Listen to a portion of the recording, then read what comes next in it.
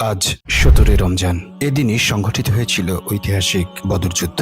মাত্র 313 জন সাহাবীকে নিয়ে আমাদের রাসূল মুহাম্মদ সাল্লাল্লাহু আলাইহি সাল্লাম কুরাইশ বাহিনীকে বদর প্রান্তরে পরাজিত করেছিলেন।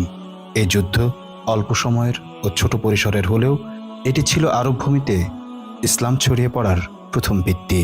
আজকে আমরা সেই যুদ্ধ সম্পর্কেই জানব। একটু পেছনে ফেরা যাক। 7ম শতাব্দীর প্রথম দিকে মক্কায় ইসলামের আবির্ভাব ঘটে। হেরা গুহায় মুহাম্মদ সাল্লাল্লাহু আলাইহি সাল্লামের কাছে ওহী প্রেরণের মধ্য দিয়ে এর সূচনা হয়। ইসলামের বাণী মক্কার চলমান বিশ্বাস ও সংস্কৃতিকে চ্যালেঞ্জের মুখে ফেলে। একে একে মানুষজন ইসলামের পতাকা তলে আসতে শুরু করলে মক্কার নেতারা এর বিরোধিতা শুরু করেন নির্যাতন। এমনকি মুহাম্মদ সাল্লাল্লাহু আলাইহি সাল্লামকে হত্যার পরিকল্পনাও করেন তারা। 622 খ্রিস্টাব্দে মুসলমানগণ মদিনায় হিজরত করেন।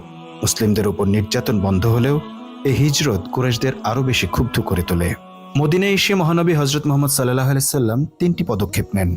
1. মদিনার গোত্রগুলির সাথে শান্তি চুক্তি স্থাপন করা। 2. কুরাইশ ও তাদের মিত্রদের তথ্য সংগ্রহের জন্য গোয়েন্দা নিযুক্ত করা। 3. মদিনার পাশ দিয়ে সিরিয়াগামী মক্কার বাণিজ্য কাফেলায় অভিযান চালানো। এরপর সিরিয়ার পথে যাতায়াত করা কুরাইশদের বাণিজ্য কাফেলাগুলোর উপর বেশ কয়েকটি অভিযান পরিচালনা করেন তিনি। যে মক্কাবাসী মুসলিমদের মাতৃভূমি ছাড়তে বাধ্য করে, তাদেরকে অর্থনৈতিকভাবে কাবু করতে একে একে বাণিজ্য কাফেলার উদ্দেশ্যে অভিযান পরিচালনা করেন মুসলিমগণ। প্রথম দুটি অভিযান পরিচালনা করেন সাহাবায়ে কেরামের দুটি দল। তৃতীয় একটি কাফেলার খবর আসলে এবার 313 জন সাহাবীকে সাথে নিয়ে স্বয়ং রাসূল সাল্লাল্লাহু আলাইহি সাল্লাম অভিযানে রওনা হন। বদর যুদ্ধ। সিরিয়া থেকে মক্কার পথে যাওয়া কুরাইশ বাণিজ্য কাফেলার প্রধান আবু সুফিয়ান মুসলিমদের অভিযানের সংবাদ পেলে তিনি মক্কায় খবর পাঠান। মক্কায় খবর পৌঁছলে পাল্টা আক্রমণের লক্ষ্যে তারা 1300 লোক রওনা হন। এদিকে আবু সুফিয়ান কৌশলে পথ পরিবর্তন করে নিরাপদে মক্কার দিকে রওনা হন এবং মক্কার বাহিনীকে ফেরত যেতে বলেন। মক্কার বাহিনীর সবাই ফেরত যেতে চাইলেও বাহিনী প্রধান আবু জাহেল মুসলিমদের আক্রমণ করতে বলেন।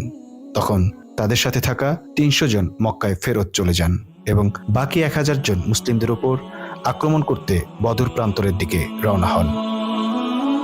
মক্কার বাহিনীর আক্রমণের খবর পেয়ে মহানবী হযরত মুহাম্মদ সাল্লাল্লাহু আলাইহি সাল্লাম সাহাবীদের নিয়ে পরামর্শে বসেন। সব সাহাবী এই আক্রমণ প্রতিরোধের পক্ষে মত দেন।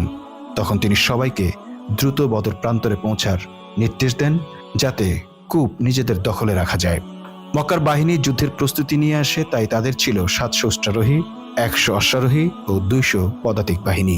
এছাড়া তাদের সাথে ছিল 600 বর্মসহ নানান অস্ত্র সরঞ্জাম। অপরদিকে মুসলিমদের যুদ্ধের প্রস্তুতি না থাকায় তাদের সাথে উল্লেখযোগ্য কিছুই ছিল না। দিনটি ছিল মঙ্গলবার। দ্বিতীয় হিজরির 17 রমজান বা 664 খ্রিস্টাব্দের 13ই মার্চ। এই দিন 313 জন নিরস্ত্র মুসলিম ও 1000 জন সশস্ত্র মক্কার কাফিরদের সাথে যুদ্ধ সংঘটিত হয়।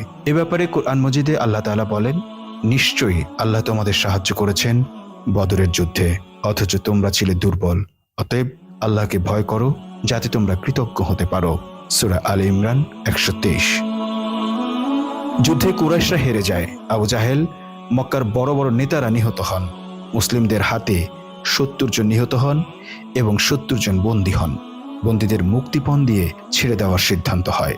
মুসলিম বাহিনীর 14 জন শহীদ হন, বন্দী হননি একজনও। বদর যুদ্ধের পর মুসলিমরা আরব বিশ্বের শক্তিশালী দলে পরিণত হয়। দলে দলে মানুষজন মুসলিম হতে থাকে। এ যুদ্ধের প্রতিশোধ নিতে পরবর্তীতে উহুদ পাহাড়ের পাদদেশে কুরাইশরা আবার যুদ্ধ করেন মুসলিমদের সাথে। উহুদ যুদ্ধে মুসলিমগণ জয়ী হতে না পারলেও 8ম হিজরিতে মক্কা বিজয় দিয়ে পরবর্তীতে মুসলিমগণ কুরাইশদের সম্পূর্ণরূপে পরাভূত করেন।